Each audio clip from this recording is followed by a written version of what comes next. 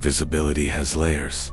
Front of house, back of house, documented, undocumented, seen, unseen. I'm Knifey, German chef knife. Item number 7. You've heard my confessions. Birthday party. 12 deaths. Marcus Wellington. Career ended. Iron Chef disaster. Handle integrity failed. But those victims had something Pedro Sanchez didn't have. Documentation. Legal status. The right to complain. The right to be seen. This is Season 5, Episode 47. The Invisible Victims. Bloco 2. The Undocumented. Subscribe to Spoony and Friends because this is about what happens in the kitchen you never see. The one behind the swinging doors, where the real work happens. Where 12 people worked for cash. Where one person died from an infected cut. Where 7 people watched it happen. And where being invisible meant dying invisible. Write in the comments, have you ever thought about who cooked your last restaurant meal? Because I killed someone who couldn't afford to exist. September 2022, Los Angeles, California. Restaurant name Maison Lumiere. High-end French cuisine. Michelin 1 star. Chef Marcus Dubois, 48 years old. French trained, classically educated. Le Cordon Bleu Paris. Worked Michelin 3-star restaurants in France. Moved to Los Angeles 2015. Opened Maison Lumiere 2017. Built reputation quickly. Food critics loved it. Zagat rated.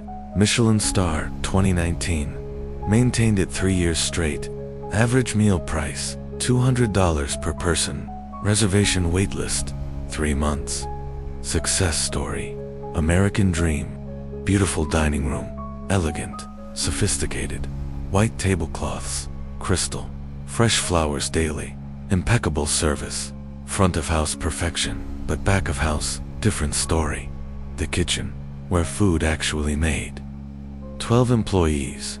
2 categories. Front staff, documented legal workers, servers, hosts, bartenders. 6 people. Paid properly. Benefits, workers' compensation, payroll taxes. Everything legal. Back staff, undocumented. Kitchen workers, dishwashers, prep cooks, line cooks. 6 people. Paid cash. $8 per hour. No benefits. No protection. No records. No existence on paper. Work 60 hours per week. $480. Cash. Every Friday. No overtime. No breaks. No complaints. Because complaints meant deportation. And deportation meant losing everything. Pedro Sanchez, age 26, from Guadalajara, Mexico. Crossed border 2019. Age 23. Came for work, for opportunity, for future. Worked construction first, then restaurants. Learned quickly. Good with knife. Fast, precise, clean cuts. Efficient. Dreams of becoming chef someday. Real chef, not just prep cook. Wanted to learn. Watched Chef Marcus. Studied techniques. Practiced at home in tiny shared apartment. 5 roommates. All undocumented. All kitchen workers. All invisible. Pedro started at Maison Lumiere, June 2022. Prep cook position. Minimum experience required. But he impressed them. Fast learner. Hard worker. Never complained. Never late. Never called in sick. Perfect employee. Invisible employee. 3 months in. September 2022. He was handling vegetables, mise en place. Everything prepped before dinner service. Onions, carrots, celery, mushrooms. Standard prep work. He was using me. Knife number 7. 8-inch Wusthof. Chef knife. German steel. Professional grade. Same model that injured Miguel Rodriguez. Same model that ended Marcus Wellington's career. Same structural defect. Rivet loosening. Handle integrity compromised. The restaurant had 12 professional knives. All Wusthof purchased 2017 when restaurant opened. 5 years of daily use. Heavy use. Professional kitchen. Hundreds of cuts daily. Thousands of wash cycles. High heat commercial dishwasher. Thermal stress. The rivets holding handles to blades. Microscopic loosening. Gradual. Invisible. Not detectable by casual inspection, but detectable during proper inspection. 6-month inspection protocol existed, required by corporate policy. Chef Marcus, supposed to inspect knives, check handle integrity, test rivet tightness, replace any showing wear, but inspections expensive. Replacement knives expensive. Each Wusthof 8-inch chef knife cost $150. 12 knives, $1,500 total. Budget item, and Chef Marcus, busy. Inspections delayed, then forgotten, then ignored. 5 years, no inspections. Just kept using same knives, waiting for obvious failure. September 23, 2022. Friday afternoon, 4 p.m. Dinner service starts 6 p.m. Pedro prepping mushrooms, cremini, for risotto. Special tonight. Mushroom risotto with truffle oil. Requires thin sliced mushrooms, precise cuts, consistent thickness. He was working fast, experienced now, 3 months of daily practice, confident. He picked up me, knife 7, started slicing 1 mushroom, 2, 3. On the 4th mushroom something shifted, microscopic movement, the rivet, the handle, not secure anymore. Pedro felt it. Strange. Handle moved wrong. His muscle memory expected one thing, got another. His hand adjusted, overcorrected. The blade angle changed, slipped, not onto mushroom, onto his left hand, his non-knife hand, the one holding the mushroom. The blade went through the mushroom, through his palm, between thumb and index finger. Deep cut, diagonal, approximately 2 inches long, ½ inch deep. Pedro yelled, dropped the knife. Blood everywhere. Immediate, significant. Kitchen staff rushed over. Chef Marcus heard the commotion. Came from office. What happened? Pedro holding his hand, blood dripping through fingers. I cut myself. Chef looked at the wound. Deep. Needed stitches, definitely. Possibly tendon damage. He said you need to go to emergency room. Now, Pedro's face went pale. Not from blood loss. From fear. No hospital. I'm okay. Just need bandage. Chef Marcus said this is serious. You need stitches. Medical attention. Pedro said please. No hospital. Just bandage. I'll be fine. Chef Marcus understood immediately. Undocumented. No insurance. Hospital meant questions. Documentation. Potential ICE contact. Potential deportation. He looked at Pedro. Young man. Scared. Bleeding. Chose pragmatism. Okay. No hospital. But we need to stop bleeding.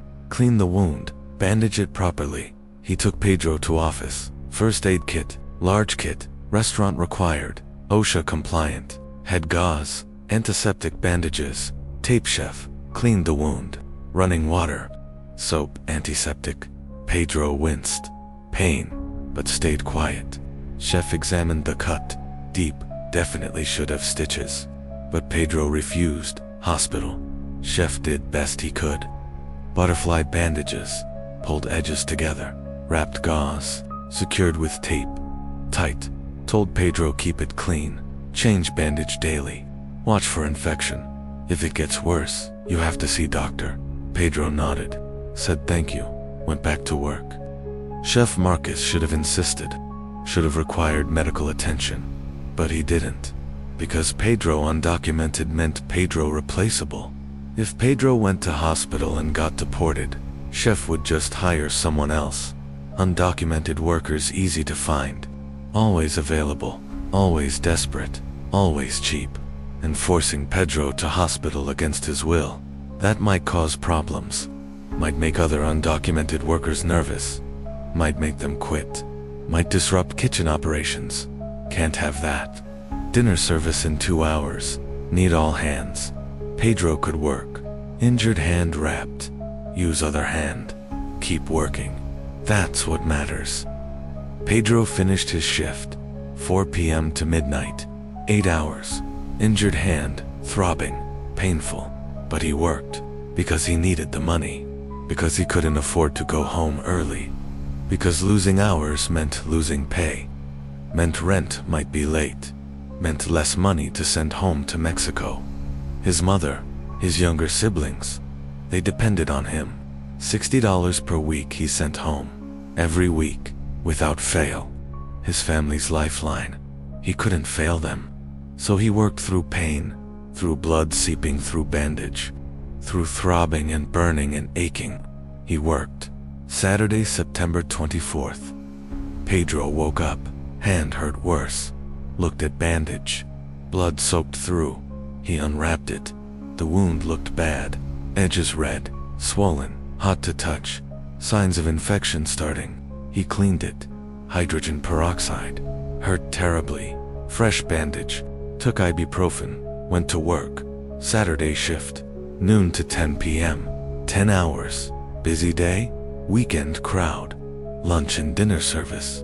He worked, hand getting worse, swelling, increasing, redness spreading, pain intensifying. By evening, he had fever, low grade, 100.2 degrees. He felt it, chills, sweating, fatigue, but kept working. Couldn't afford not to. Sunday, September 25th, hand significantly worse. Swelling extended to wrist, red streaks visible, tracking up forearm. Classic sign of spreading infection. Lymphangitis, serious, dangerous, fever higher, 101.4 degrees. Pedro knew he needed help, but hospital still impossible. Too scared, too much risk. He asked his roommate, Miguel, also undocumented, also kitchen worker, different restaurant. Miguel looked at the hand, said, "Bro, you need a doctor. This is infected. Bad." Pedro said, "Can't go to hospital." Miguel said, "There's a clinic, free clinic. They don't ask status, they just help." Pedro said, "Okay, where?" Clínica del Pueblo Community Health Clinic, serves undocumented population. Sliding scale fees. Many patients pay nothing, can't afford anything. Clinic operates on donations, grants, volunteered doctors, nurse practitioners. Limited resources but compassionate care. Pedro went there Sunday afternoon, waited 3 hours. Clinic packed, finally seen by nurse practitioner, Maria Gonzalez, age 37. She examined his hand, asked what happened. Pedro explained, "Kitchen accident, knife cut, 3 days ago." She looked at the wound, infected, seriously infected. She said, "You need antibiotics, strong antibiotics. And this wound should have been sutured, stitches, when it happened. Now it's too late, wound edges too swollen. Just have to let it heal. Hope antibiotics work." She prescribed antibiotics, amoxicillin, strong dose, gave him free samples. Clinic kept stock for patients who couldn't afford pharmacy. She cleaned the wound, properly. Medical grade antiseptic, fresh dressing. Showed him how to change it. Told him watch for red streaks, if they spread higher, if fever gets worse, if pain increases, come back immediately. Or go to this could become septic, life-threatening. Pedro nodded, said thank you. Took the antibiotics, left, went home, took first dose, hoped they'd work. Went back to work Monday morning, Monday, September 26th through Wednesday, September 28th. Pedro took antibiotics religiously, every 6 hours, exactly on schedule. Changed bandages daily, kept wound clean. But infection wasn't improving, getting worse. Red streaks spreading, up forearm now, past elbow, heading toward shoulder, swelling increasing. Hand twice normal size. Couldn't move fingers, couldn't make fist, couldn't grip knife, couldn't work properly. Chef Marcus noticed. "Pedro, you're slower than usual. What's wrong?" Pedro said, hand still hurt from Friday. Chef said, "Let me see." Pedro showed him. Chef's eyes widened. "That looks terrible. You need to see a doctor." Pedro said, "I did. Free clinic. Got antibiotics." Chef said, "Those aren't working. You need stronger treatment. Maybe for antibiotics. Hospital, Pedro said. I can't. Please. I'll be okay. Chef Marcus hesitated. This was serious. Could see that. But forcing Pedro to hospital, the complications, the risks, to Pedro, to the restaurant. He made decision.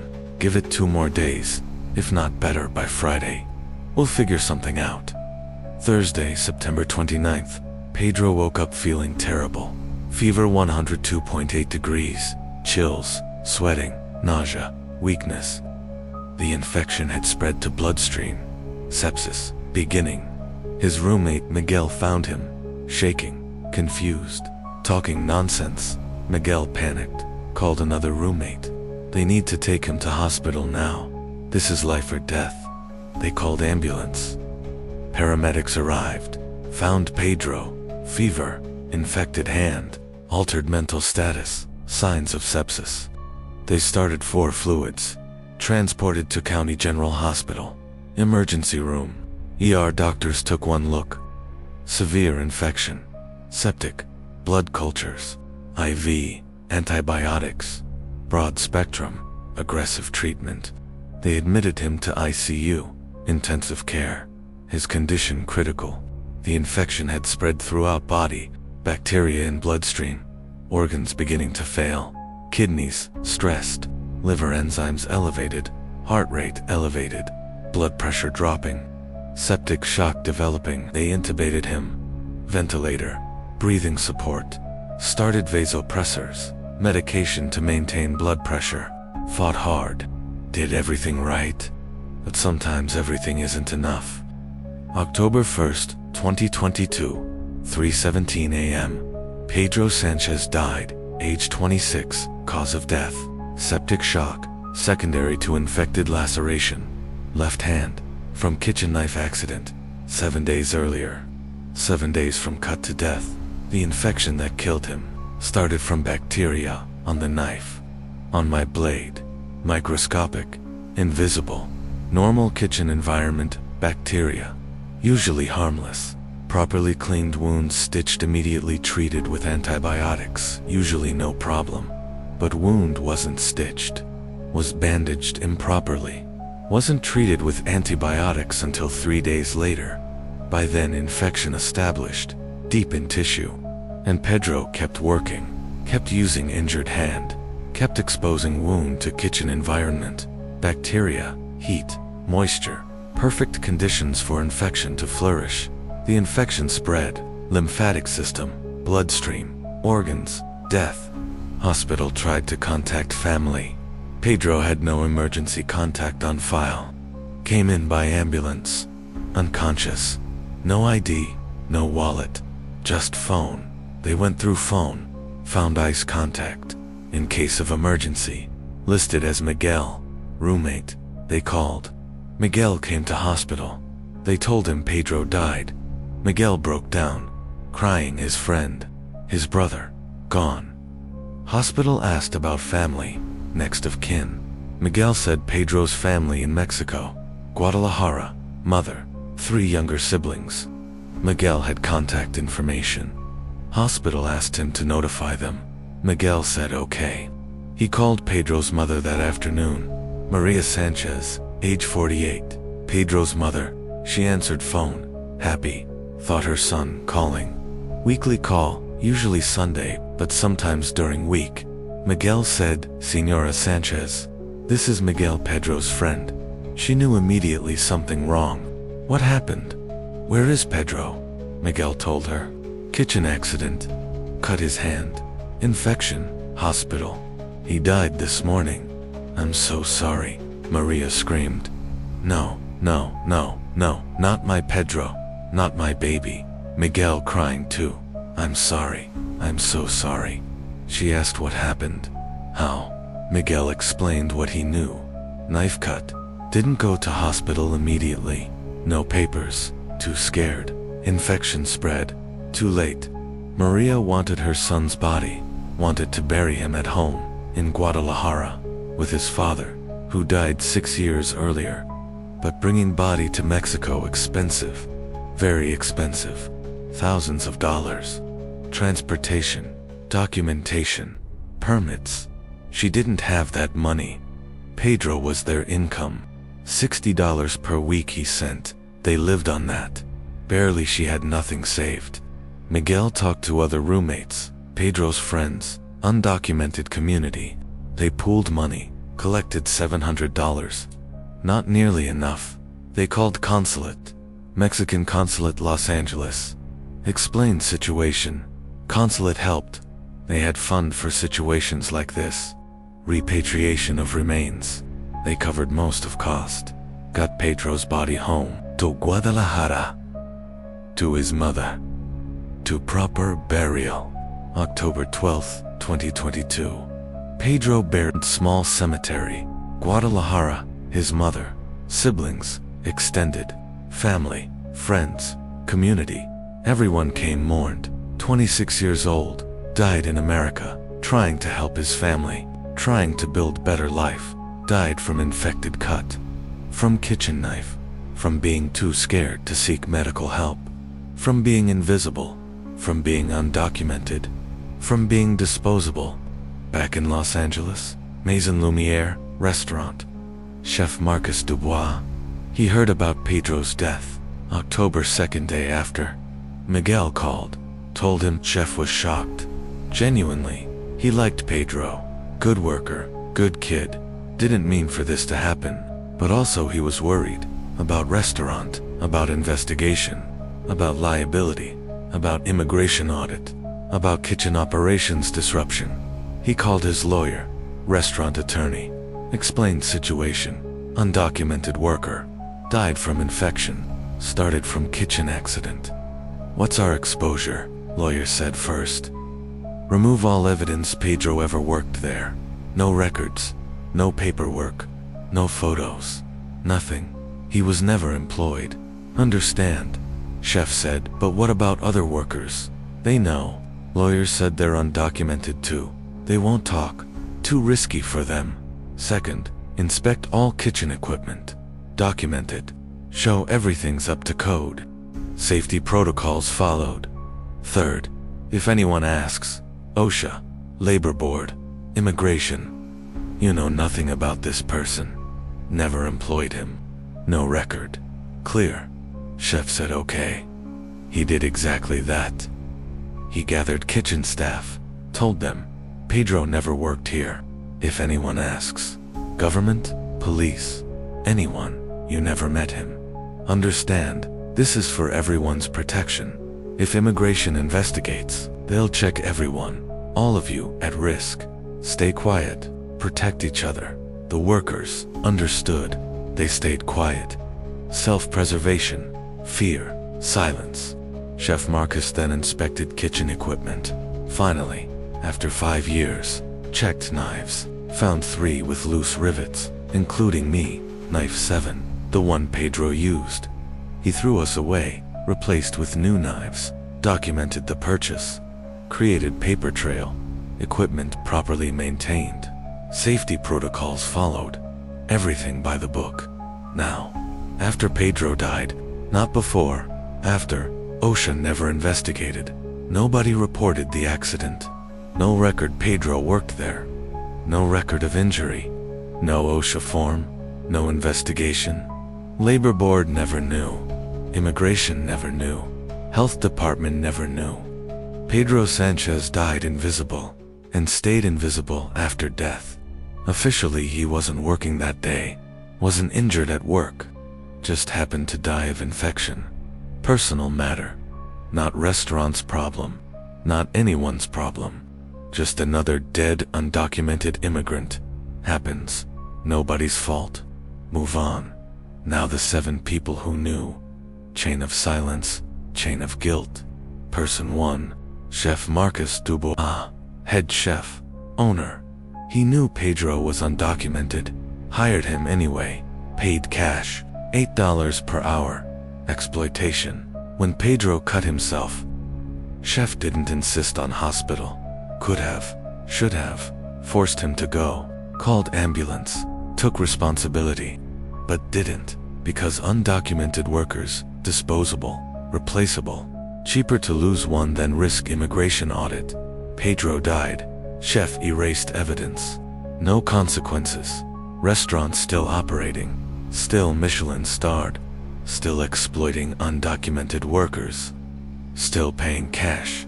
Still invisible economy. Person 2. Catherine Williams. Restaurant owner. Silent partner. She wasn't in kitchen. Didn't see accident. But she knew about undocumented workers.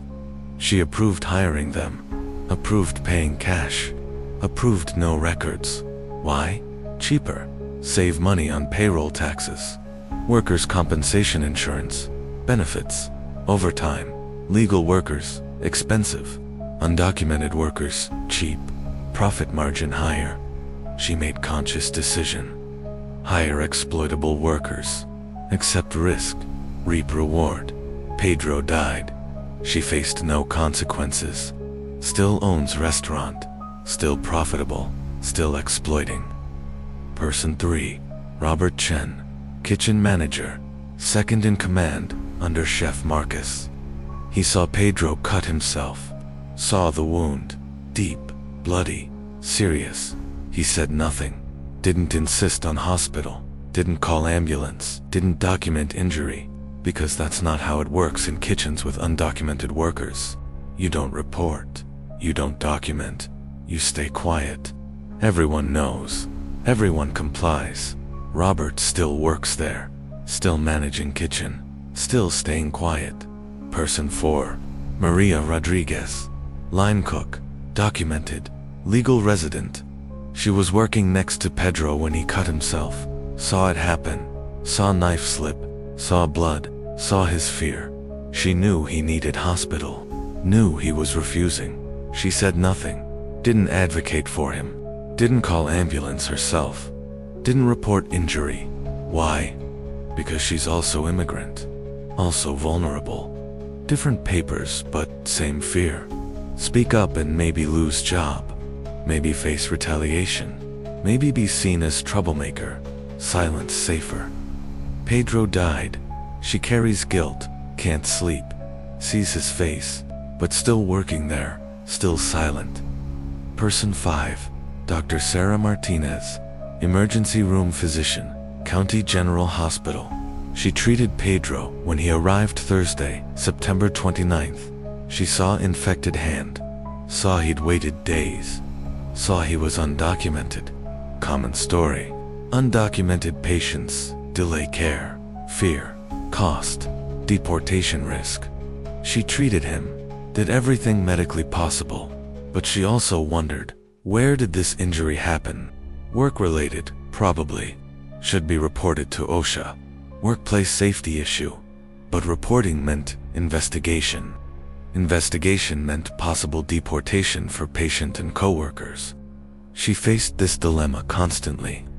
Report workplace violations and help system improve, or stay silent and protect vulnerable patients. She chose silence. Always chose silence. Pedro died. She couldn't save him medically. Could she have saved others by reporting pattern? She doesn't know, doesn't ask. Person 6. Miguel Torres. Pedro's roommate, friend, brother basically.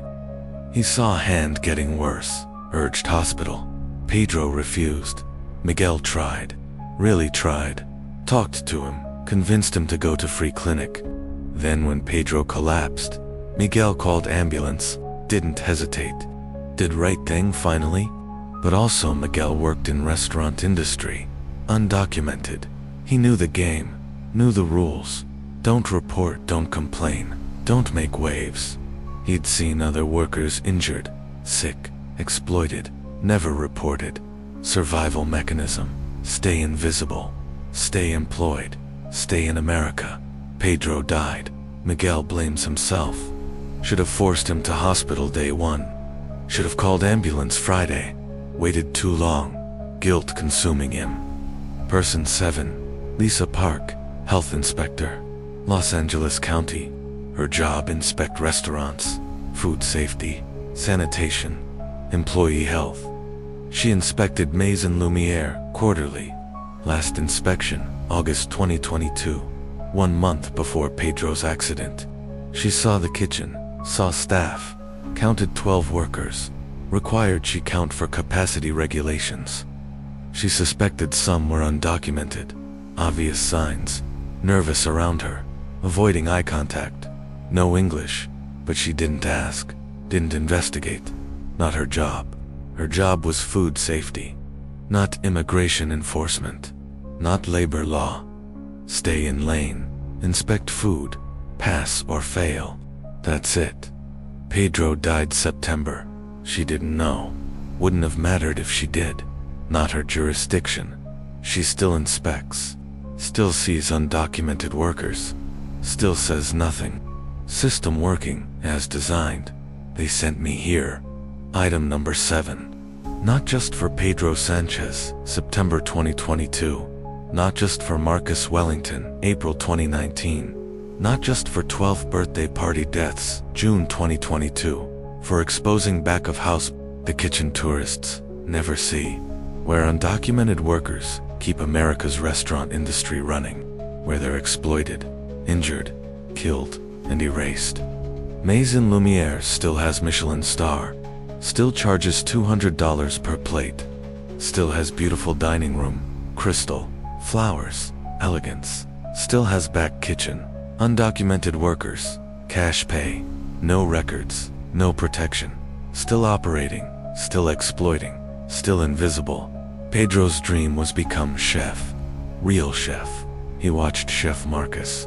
Studied techniques, practiced at home, wanted to learn, to grow, to succeed. He died at 26 kitchen prep cook. $8 per hour. Cash, no benefits, unnamed, unrecorded, invisible. His mother has his body now, buried in Guadalajara. But she doesn't have justice, doesn't have accountability, doesn't have answers. Just grief and a grave. And memories of son who died trying to help his family. 7 people knew. Chef Marcus made decision. Don't force hospital. Erase records after death. Catherine Williams approved exploitation. Profit over people. Robert Chen witnessed injury. Said nothing. Maria Rodriguez saw accident. Stayed silent. Dr. Martinez treated patient. Didn't report pattern. Miguel urged help, but respected fear. Lisa Park inspected restaurant. Didn't ask about workers. All had reasons. All reasonable in context. All wrong. 1 man died. No consequences. System functioning perfectly. Invisible people. Invisible deaths. Invisible accountability. That's my confession. Season 5, Episode 47. The Invisible Victims. Bloco 2. The Undocumented. Pedro Sanchez, age 26, kitchen worker, died from infected cut, scared to seek help, undocumented, disposable, erased. If this story made you think about who cooked your last restaurant meal, good. Write in comments, do you ask? Do you think about them? Hit like button. Subscribe to Spoony and Friends. Because next episode, Spike confesses what happened at the taco truck. The American dream that became American nightmare. Thank you for watching. See the invisible. Because back of house matters. Because their lives matter. Because Pedro mattered. Even if system says he didn't.